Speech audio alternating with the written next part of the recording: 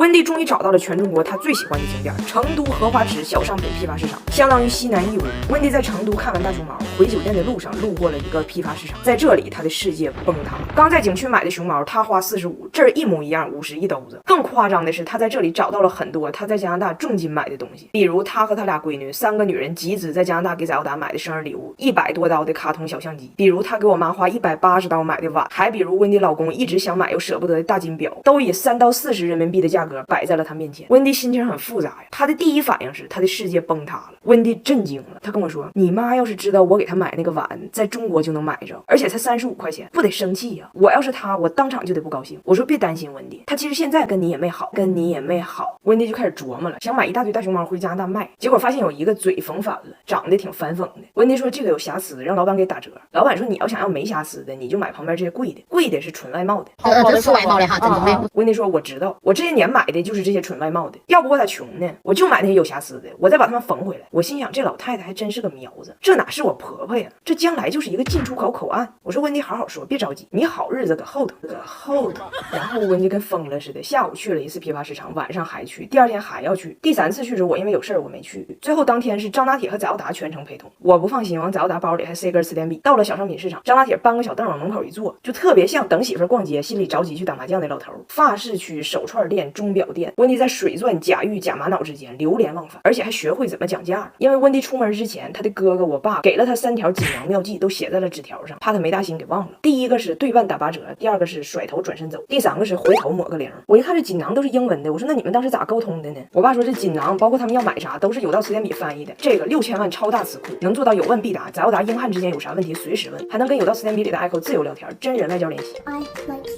我说行挺好，你们去吧。有道神笔划一划，文化壁垒算个啥？温蒂带着锦囊就出发开始实操了，看着个红裤衩问人多少钱，老板说45。温蒂按照锦囊第1条对半打8折，用手机一算说18，老板说不行。然后我就发现这外国人吧，他一旦了解了什么流程，他就死守。第2个写的是甩头转身走，温蒂2话没说呀，抱着拿铁就走了，走得很突然，都没来得及留下一句话，也没讲价啊。人老板以为他还要撒尿憋不住了，撒尿憋不住了，根本没有人喊他，人自己转头就回来了。最后1块钱没讲下去，回来跟我说你爸这锦囊也不好使。我说那不得叫你再回来吗？他说那你爸可没写，最后一站，温蒂走入了他神往的钟表区，说要给自己老头送个钟，因为他手表的指针不走了。我说你要是老给他送，他生命的指针也够呛，也够呛。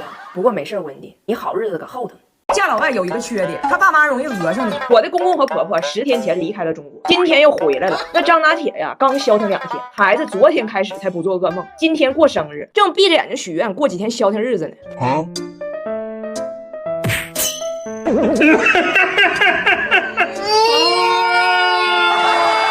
是咋回事呢？上次我公公婆婆来呀，大家都发现了我这个公公他特别有梗，我婆婆温蒂呢就从我们公司头部艺人沦落到了群演。但是从很多画面中啊，其实你能看出来他的不忿，他觉得他出道多早啊，突然就是个资源咖。所以温蒂上次是带着各种不服气走的。但是这人算不如天算呢，他刚走，我接到一个节目组邀约，邀请我跟温蒂一起去参加一档综艺，是和其他几对知名婆媳一起出去旅游的一档真人秀。3月末开始录，让我问一下温蒂的意向和档期。我打电话一问，温蒂立马就支棱起来，就问我俩问题：机票报不报？我请假旷工的这一天，工资给不给？我说那肯定都给。第2天温蒂机票就买，转身就开始复仇，告人不来。这次回中国呢，带你是情分，不带你是本。你来只有一个任务，就是当好我的助理。我要参加的是综艺，我是一个明星 star。布莱恩被他说的大气儿不敢出，但是呢，布莱恩实在是太喜欢在中国待着了，嘴还馋，忍气吞声就跟着他来了。哎，人算又不如天算，他俩正收拾东西要去机场呢。节目组跟我说，现在出现了一点变化，节目暂缓。当时我就懵了，你说温蒂假都请完了，马上上飞机了，我咋办呢？最后我啥也没说，两口子就来了。此时的张拿铁正要过4岁生日 party， 正乐呢，要去儿童乐园了。那大胖媳妇开个4门版保护巴士，给我们一家都拉去了。这个车可以说是麻雀虽小，五脏俱全，刚好够拉4个大胖媳妇，主要是小小好停，不怕卡北京胡同里。张拿铁刚看到这车可高兴了，他以为这是大胖媳妇给他买的生日礼物呢，没想到这次最大的生日礼物居然是他奶奶，而且是一个因为觉得自己要当明星特别飘特别狂的奶奶。哎呦我的妈！为了成为顶流，温蒂还在加拿大给自己置办了几套时装。唠嗑，突然间告诉布莱恩水要加冰 ，OK？ 布莱恩就得伺候，还教育布莱恩，你赶紧在中国怎么点外卖，软件该下线，我喜欢吃啥喝啥，怎么跟中国人沟通，那中文该学学，你勤快一点。你或许是个网红，但是我现在是个艺人。我实在是不能瞒了，我就告诉温蒂了，我说综艺啊暂时不录了。但是我也知道你俩没有那么多存款，都破产了。你这个机票呢，我给你报。那这些天你俩来都来了，就多录录短视频。那咱家现在短视频的明星呢，确实还是布莱恩。布莱恩此刻还在给温迪捏脚呢。听着这话的一瞬间。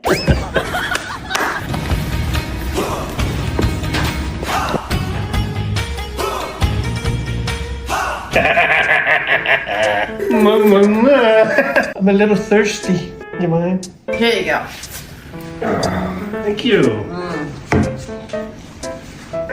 You mind? Yeah. Wash my feet. Oh, yeah.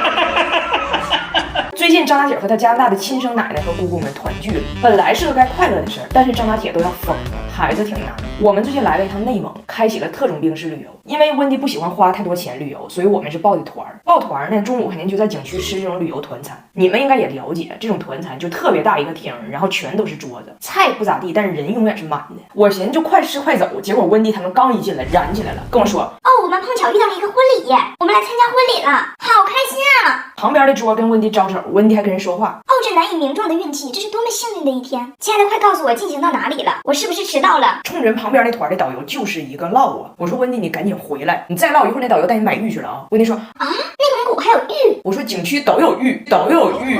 吃完饭坐缆车，拿铁被他的奶奶和姑姑们抢到了他们的缆车上。这一车就张拿铁不会说英语，无法交流，鸡兔同笼那种感觉，就好像一个书生和一群蛮子憋在了一起。然后下山缆车往下走的时候，远处地面上的工作人员就朝他们喊：“来抬杆，抬杆，抬杆！”温迪也听不懂，他喊啥呢？玛丽莎说：“好像是说 tiger。”问咱们山上有没有虎？你扣说：“可能是咱后边那个缆车里有人叫抬杆。”他回头朝后边的缆车喊：“抬杆，抬杆！”给工作人员急的呀，这车马上落地了，就冲他们喊：“下！”巧了，温迪不会说谢谢，他管谢谢叫下下，他以为工作人员是在客气，所以工作人员在那喊下，温迪也在那下，就差一点，这几个人就顺着下来的缆车又上去，好好的缆车硬做成了环线，别的游客看着都懵了，以为这景区又加了个景点呢，叫回转加拿大人，回转加拿大人。一开门还知道跟游客说谢谢，他们下缆车，拿铁抱着我说再也不跟他们坐车了。温迪哈哈大笑，开始跟拿铁解释，因为啥误会了，叽里哇啦说一堆。咱不说话，你不说话。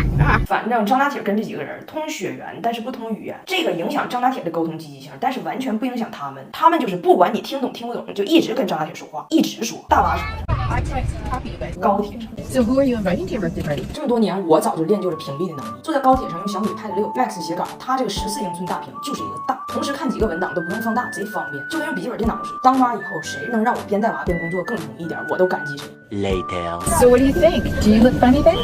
这么多话，妈，你大哥。拿铁啊，这是来自加拿大的白噪音，别听了，和妈一起看会儿这个。这平板这么老大，你看它不那么累眼。然后温迪他们不是学了一首歌叫《亚洲雄风》吗？你别看唱的都不准，但是被这歌洗脑了，就是一个唱，跟那个鹦鹉疯了似的，从北京唱到内蒙，给张拿铁烦坏了。不光一直唱，还一直跳，白天唱，晚上跳。